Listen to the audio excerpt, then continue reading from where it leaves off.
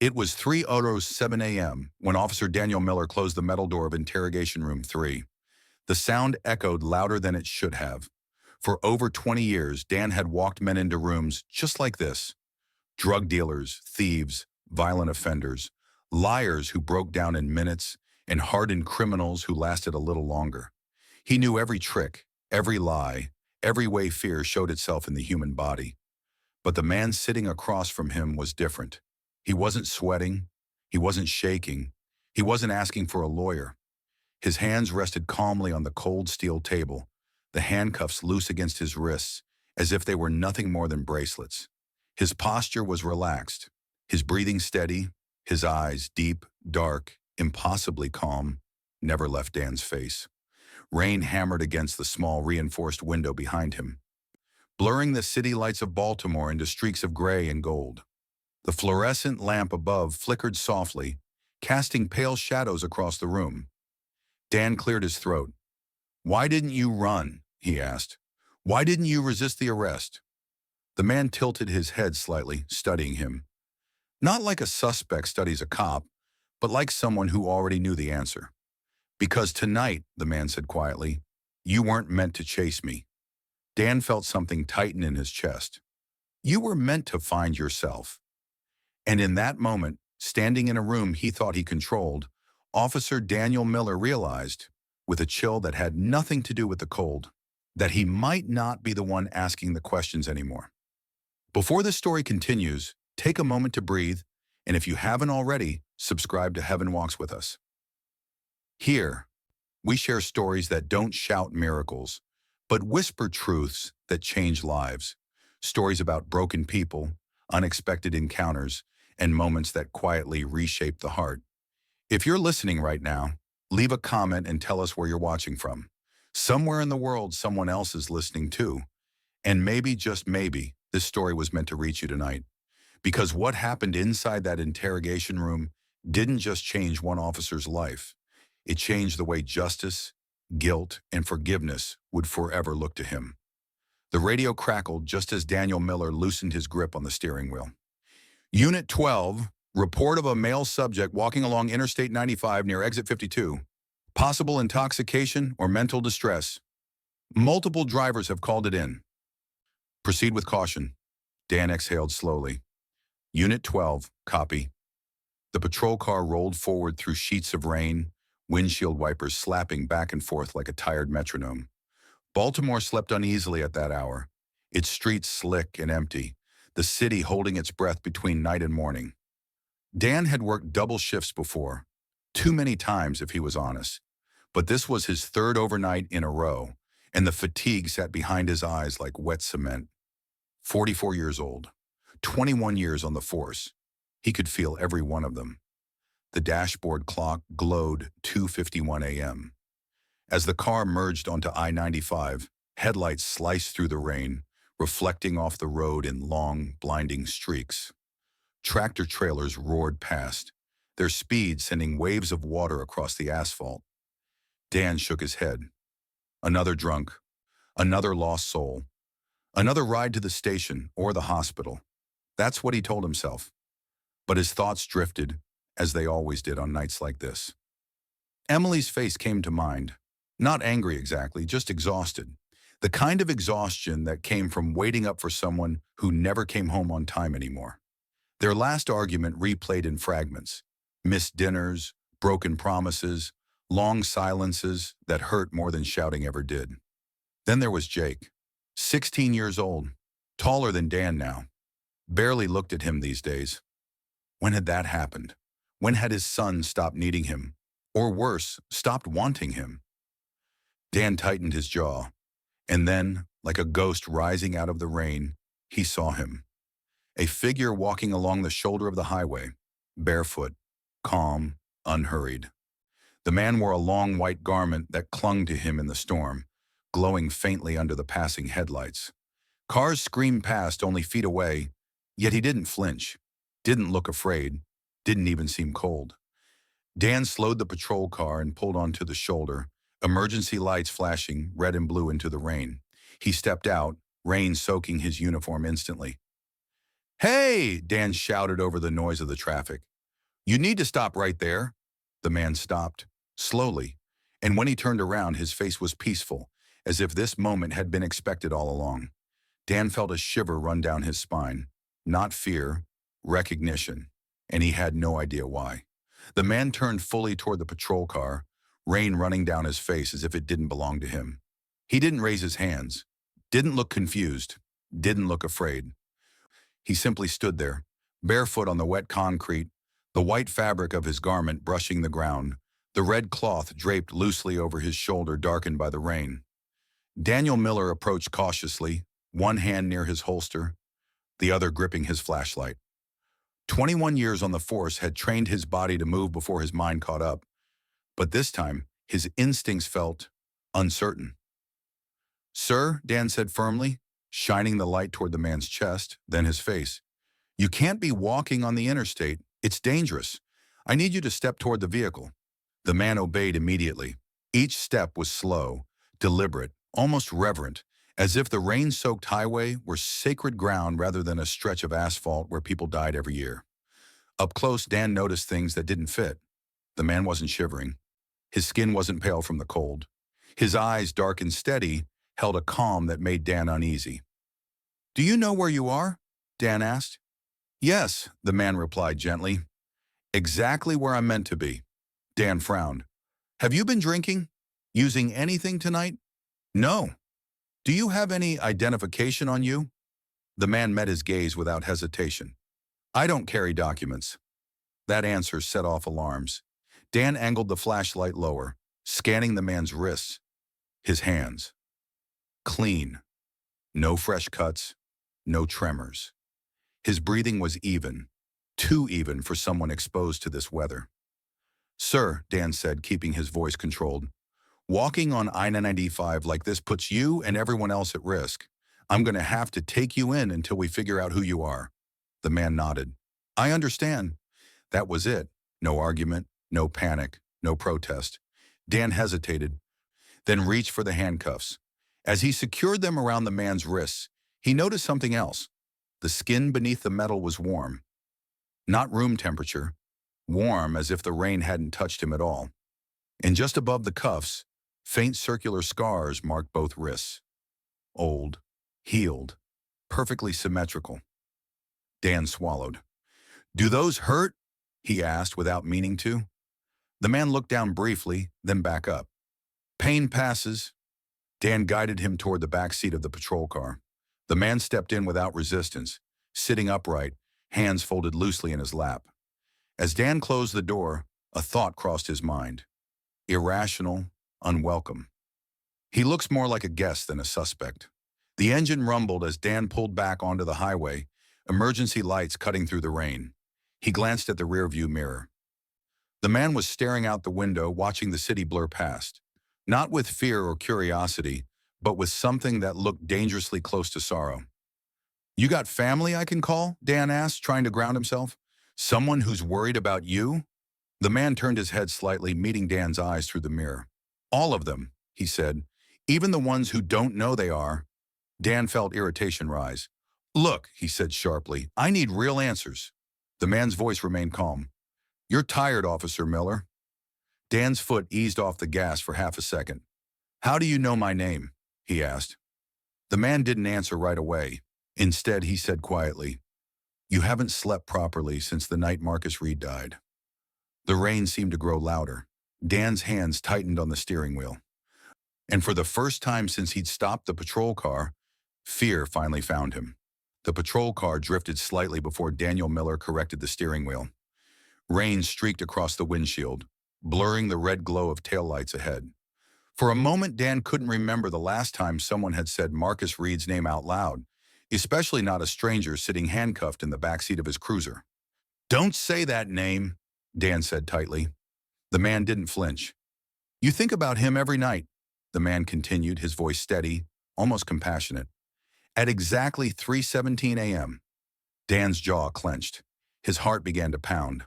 Not fast, but heavy, like a drum beating inside his chest. "That's enough," Dan snapped. "You don't know anything about me." The man's reflection in the rearview mirror met his eyes. "I know you blame yourself," he said softly. You believe if you hadn't stopped that night, he would still be alive. Dan pressed the accelerator harder than necessary.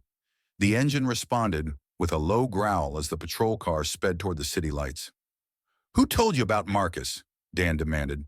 "Was it someone at the station? Did you look me up?" The man shook his head slowly. "No one told me." "Then how?"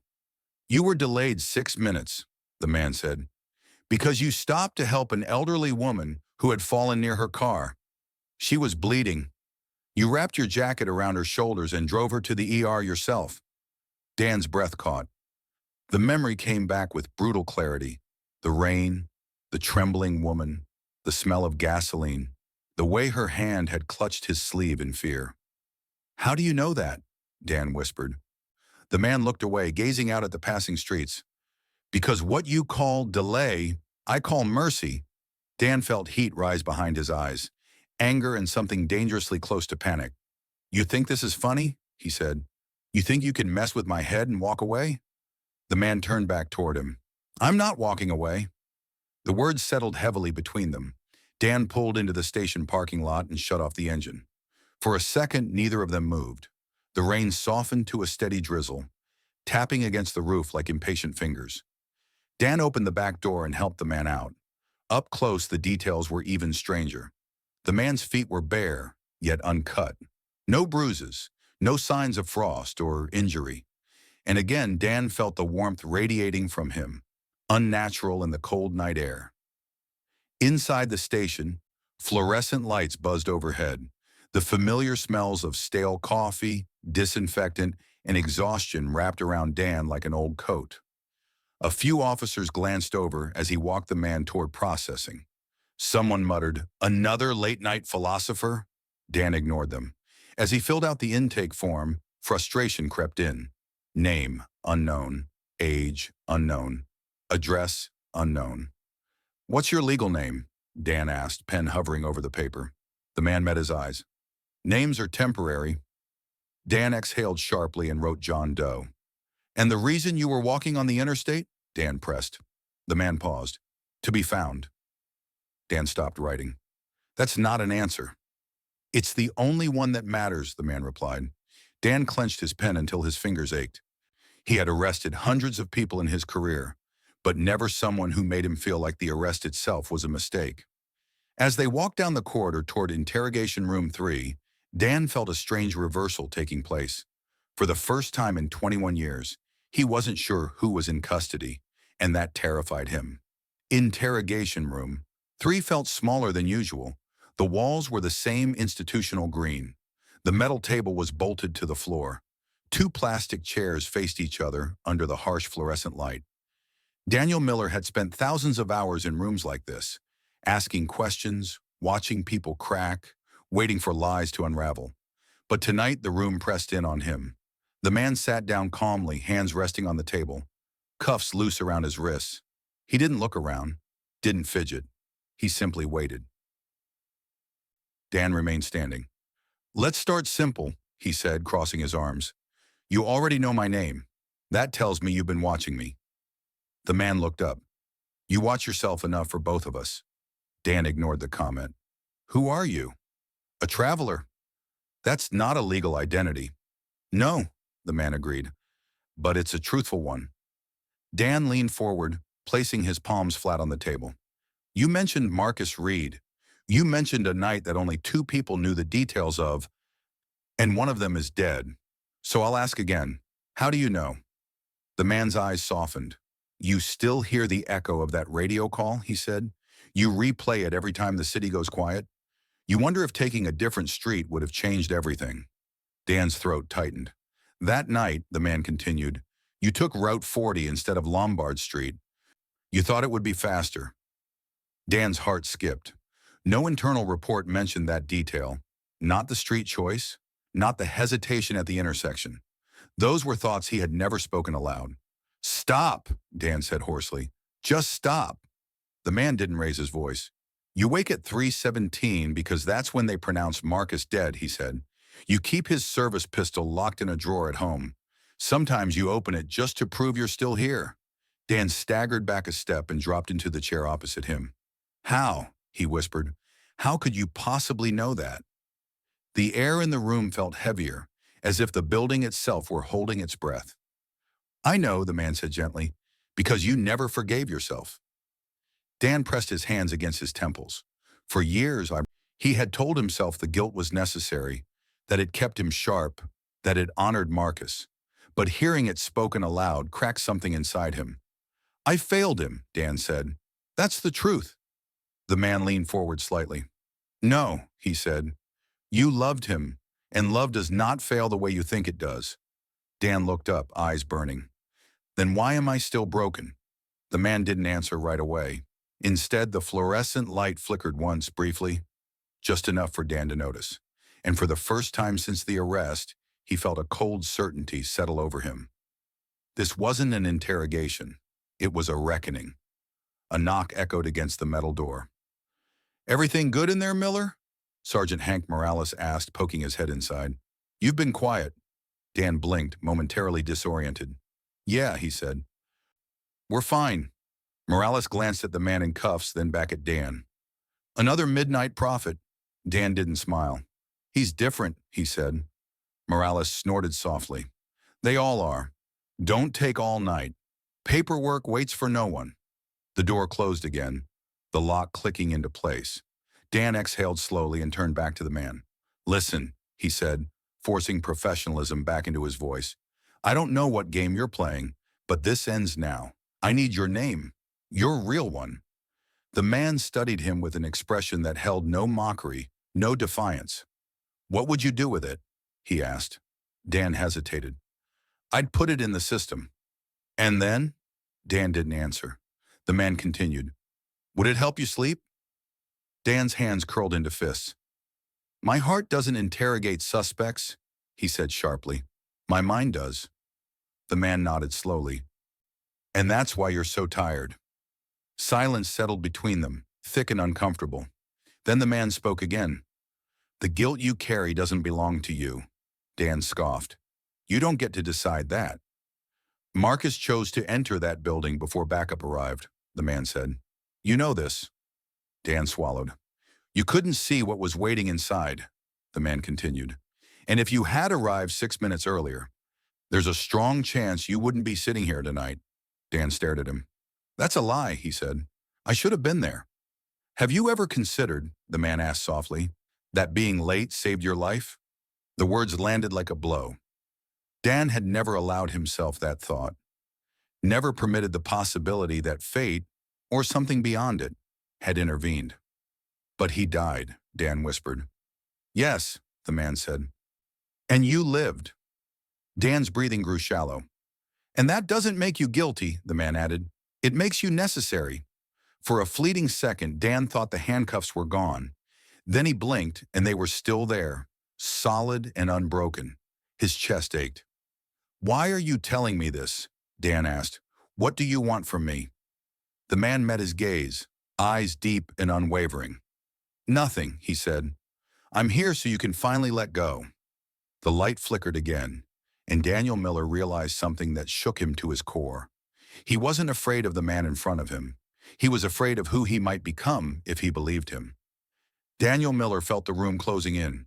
Not physically, nothing had changed about the walls or the table, but something unseen pressed against his chest, making each breath heavier than the last. When he had interrogated men who screamed, begged, threatened, and lied without blinking, none of them had ever made him feel like this. You're saying I survived for a reason? Dan said quietly. The man nodded. You did. Dan shook his head. That's convenient. People say things like that when they don't want to face the truth. And what truth do you think you're facing? The man asked. That I failed, Dan replied. That my partner trusted me, and I wasn't there. The man leaned back slightly, the metal chair barely making a sound. You were there, he said, just not in the way you've chosen to remember. Dan let out a bitter laugh. I remember every second. No, the man said gently. You remember only the ending. Dan looked up. What does that mean? It means pain has narrowed your vision, the man continued. You see one door closing and call it the whole story. but life is rarely told from a single angle. Dan's fingers dug into the edge of the table. Then show me, he said. Show me what I'm not seeing. The man's eyes softened, and for a moment Dan felt as if something ancient and patient was regarding him. Do you remember the woman you helped that night? The man asked. Dan frowned. What woman? The man tilted his head slightly. She was shaking when you found her. Her knee was bleeding. She kept apologizing for being in the way. Dan's breath caught. I remember, he said slowly. She'd fallen trying to get groceries out of her trunk. Her name was Lorraine Hughes, the man said. 72 years old, widowed. Dan felt a chill ripple through him. How do you know her name? He asked. She was raising her 3 grandchildren alone, the man continued. Their parents died within a year of each other. She was all they had. Dan's eyes burned. You drove her to the emergency room yourself, the man said. You stayed until the doctors took over. You held her hand when she started to cry. Dan swallowed hard. If you hadn't stopped, the man said, she would have bled internally. The doctors said so later. Dan stared at the table, his vision blurring. And those children, the man continued softly, they would have been separated. Foster homes, different counties, different lives. The room was silent except for the hum of the lights. You didn't lose 1 life that night, Daniel, the man said. You preserved 4. Dan's shoulders began to shake. For 3 years, he had replayed the same moment over and over. Marcus falling, the radio crackling, the sirens arriving too late. Never once had he allowed himself to see what else had happened in those missing minutes. Tears slipped down his face, uninvited and unstoppable. I didn't know, he whispered. No one ever told me. The man leaned forward. Because pain has a way of erasing mercy from memory. Dan covered his face with his hands, and for the first time since Marcus Reed died, he let himself cry.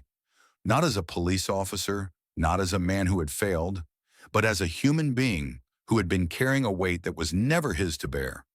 When Daniel finally looked up, his eyes were red, his face raw. The man across from him hadn't moved.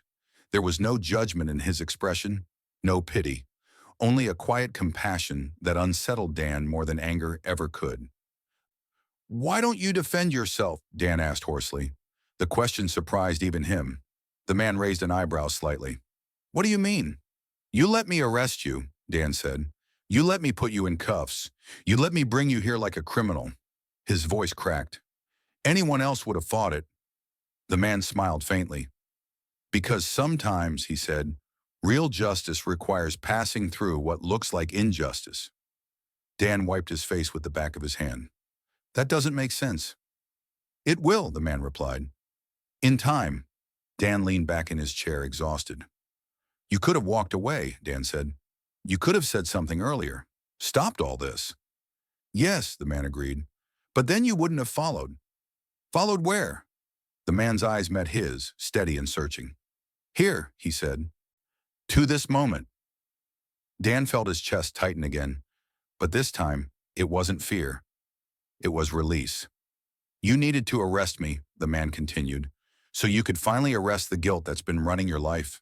Dan let out a shaky breath. And now, he asked. The man glanced toward the small window. Dawn was beginning to thin the darkness, streaking the sky with pale gray light. Now, he said, you go home. Dan frowned. Just like that? Yes. And you? Dan asked. What happens to you? The man's smile deepened, just a little. I'll be fine, he said. I always am. Dan stood slowly, legs unsteady, and walked to the window. Outside, the city was waking up.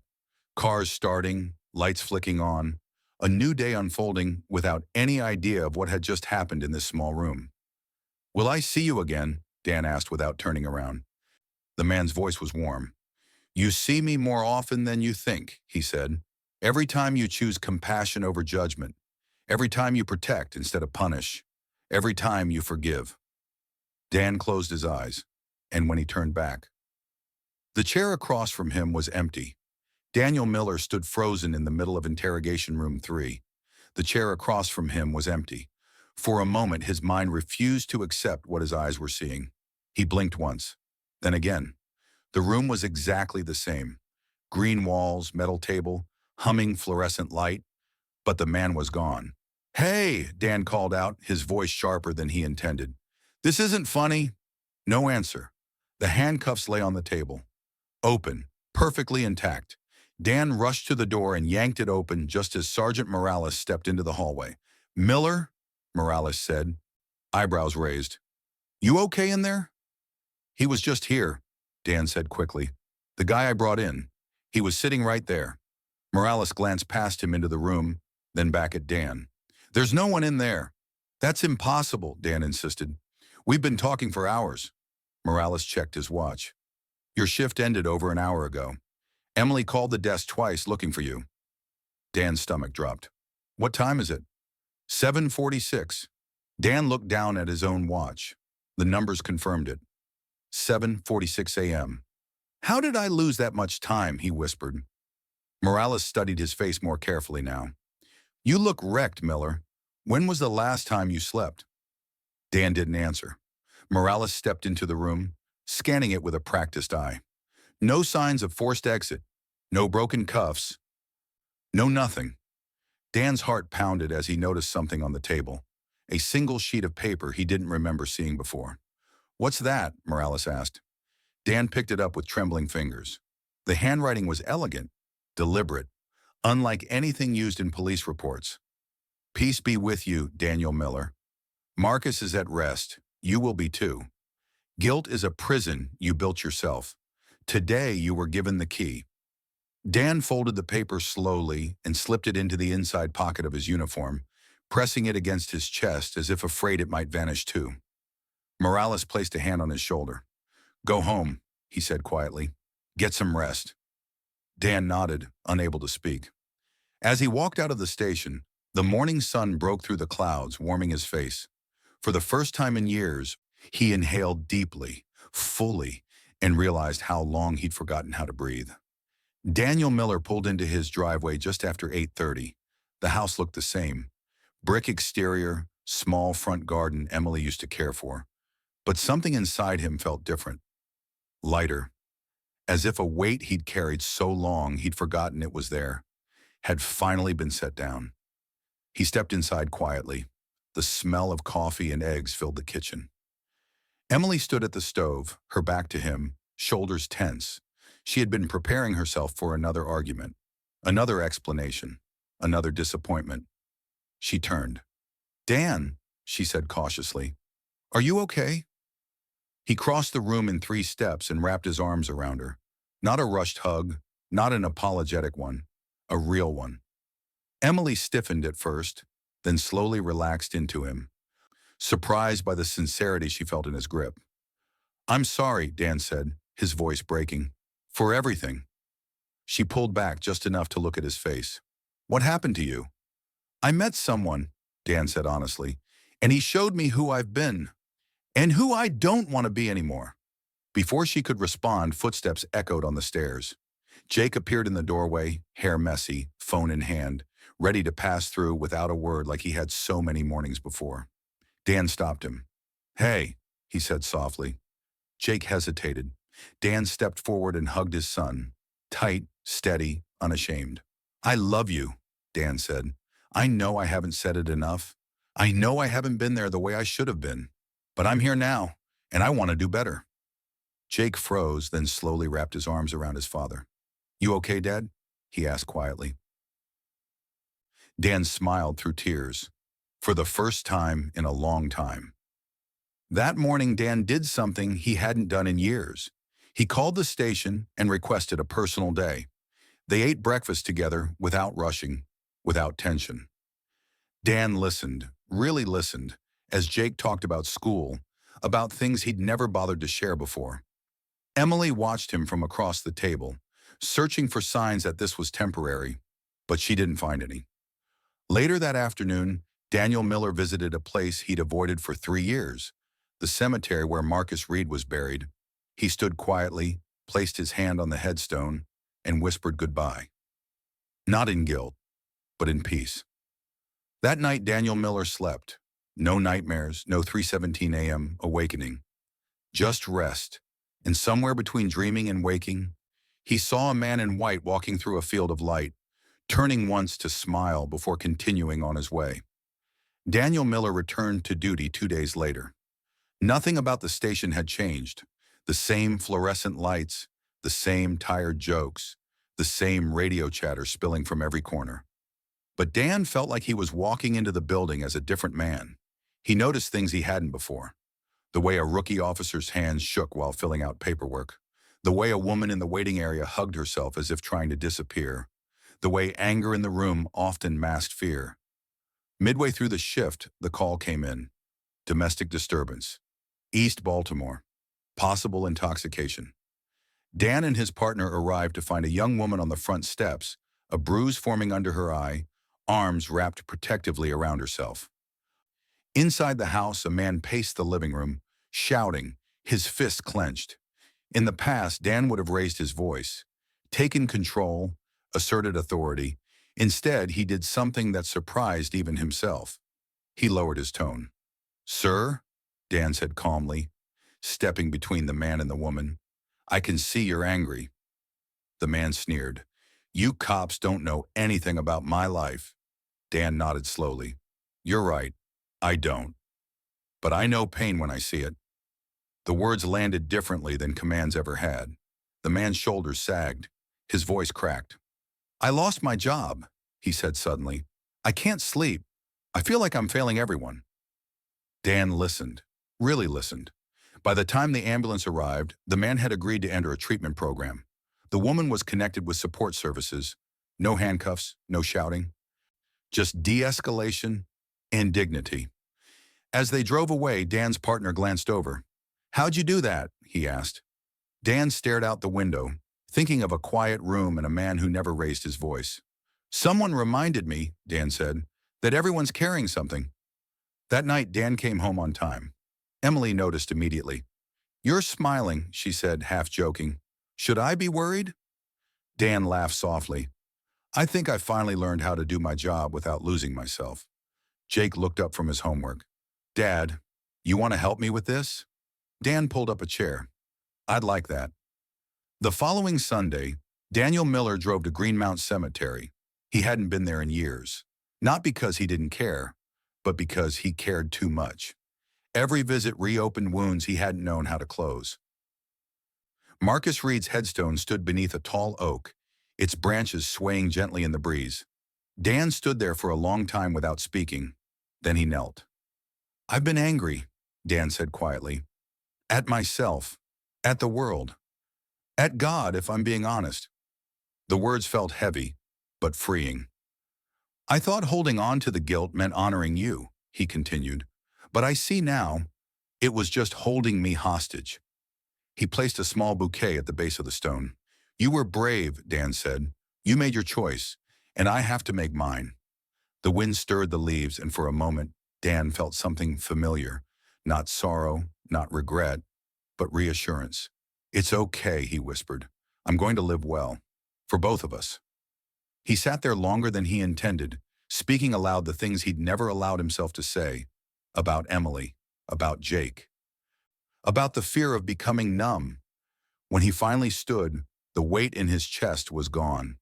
That night, Dan slept deeply again. No alarms, no nightmares, no 3:17 a.m. panic. Just rest. The next morning, something unexpected happened.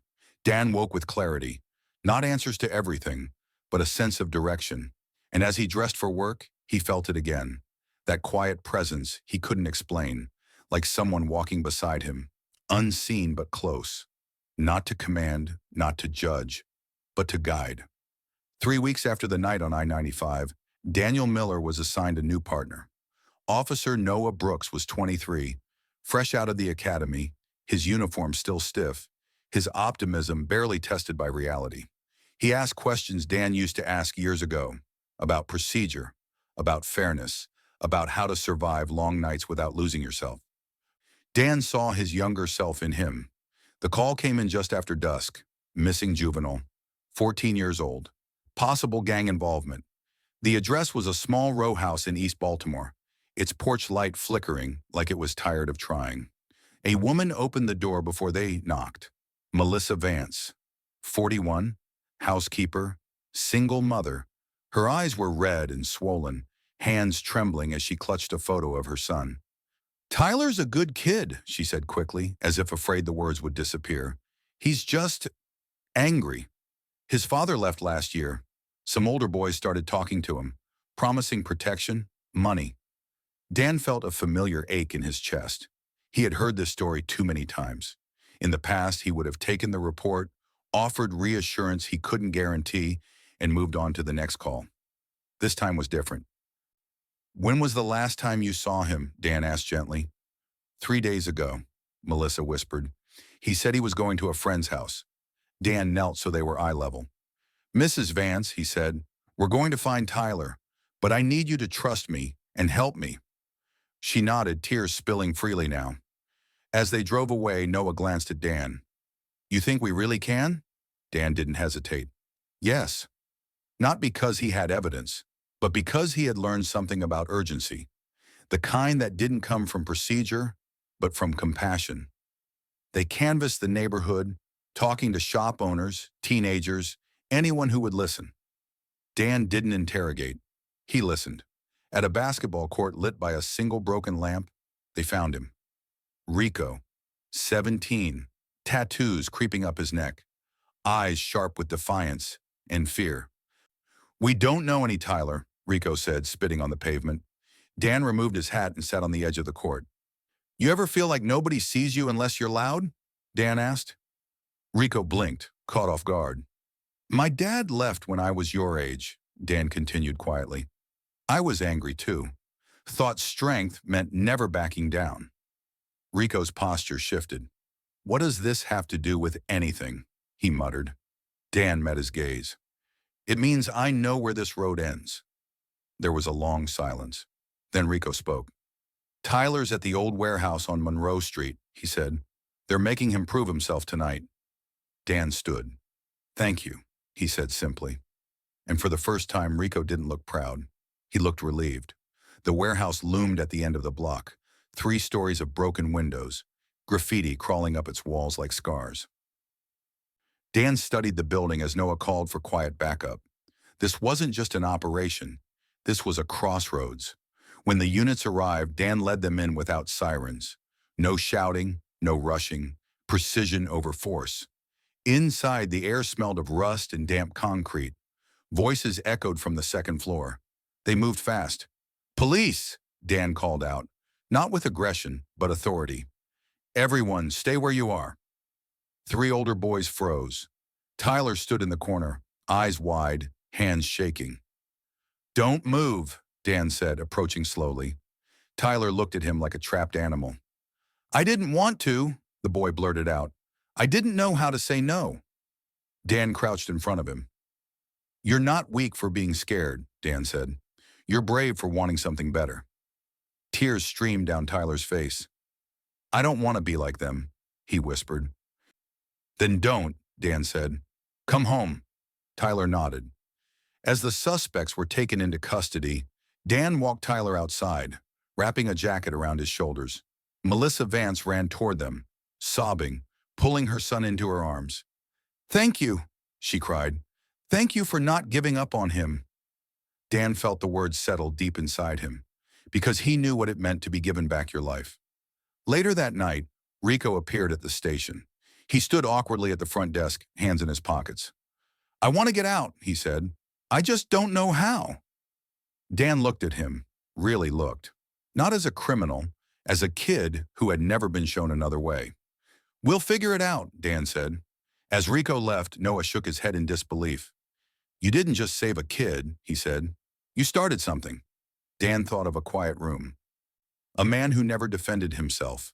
A key offered without demand. "Yeah," Dan said softly, "and I don't think it's done yet." The changes didn't stop with Tyler. They never do. Within weeks, word spread quietly through the neighborhood. Not the kind that makes headlines, no sirens, no press conferences, but the kind that moves from mouth to mouth, from mother to mother, from kids who once thought no one cared. Rico came back. Not in cuffs. He showed up at the station one afternoon wearing clean clothes, shoulders squared, eyes still cautious but hopeful. "My real name's Marcus," he said. "I want to try school again." Daniel Miller felt his breath catch. Marcus.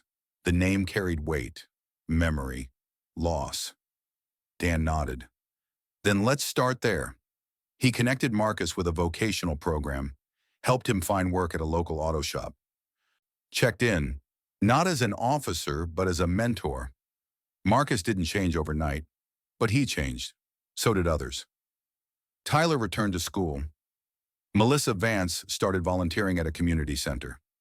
Noah Brooks watched it all unfold with quiet awe, realizing that policing didn't always begin with authority. It could begin with listening. Then came the visit that unsettled Dan the most. Father Thomas Gallagher from St. Bridget's Church requested a meeting. "I've been hearing stories," the priest said carefully, "about a man who speaks to troubled young people. Someone calm, gentle, dressed simply." Dan felt a familiar stillness settle in his chest. "What kind of stories?" he asked. "They say after speaking with him, something changes," Father Gallagher continued. "Anger softens. Fear loosens its grip. Some of them say he reminds them of the images of Jesus they grew up with." Dan didn't respond. "There's more," the priest added. "Mrs. Lorraine Hughes, an elderly woman from your district, said a man visited her, thanked her for surviving, for raising her grandchildren. He said you were delayed that night because mercy mattered more." Dan closed his eyes. The ripples were real. They had moved beyond him. That night, Dan sat with Emily in the backyard. Stars scattered across the sky like quiet witnesses. "Do you think it was really—" Emily began, not finishing the sentence. Dan took her hand. "I don't know," she smiled softly, "but I know what it did to you. To us." Dan nodded, and for the first time, he didn't need certainty. 2 years later, Daniel Miller stood inside St. Bridget's Church. The pews were full. Not with officials or cameras, but with people. Tyler, now taller, more confident. Marcus, steady and focused. Melissa Vance, smiling without fear. Noah Brooks, no longer a rookie. Lives once frayed, now woven together. Father Gallagher spoke from the pulpit. "Sometimes," he said, "miracles don't arrive with thunder. They arrive quietly. Through a conversation, an encounter, a moment when someone chooses compassion over judgment." Dan was asked to speak. He stepped forward slowly. "I don't know who the man on I-90 truly was," Dan said, "but I know what he showed me." He paused. "That guilt can imprison us, that forgiveness isn't weakness, and that seeing people with the eyes of the heart can change everything." After the service, Dan stayed behind. He knelt at the altar, not asking for anything, just saying thank you. As he stepped outside, the night air felt warm, peaceful. For a brief moment, he thought he saw someone across the street, a man in white, standing still, watching. Then the figure was gone, but the peace remained. Daniel Miller went home to his family, continued his work, continued choosing compassion, and the key he'd been given, he never put it down. If this story touched your heart, remember this. You may never walk on I-95 at 3 in the morning. You may never sit in an interrogation room with a stranger, but every day you are given the same choice: to judge or to see, to punish or to heal, to hold guilt or to let it go. If you believe stories like this still matter, subscribe to Heaven Walks with Us, because sometimes the miracle isn't who we meet, it's who we become afterward.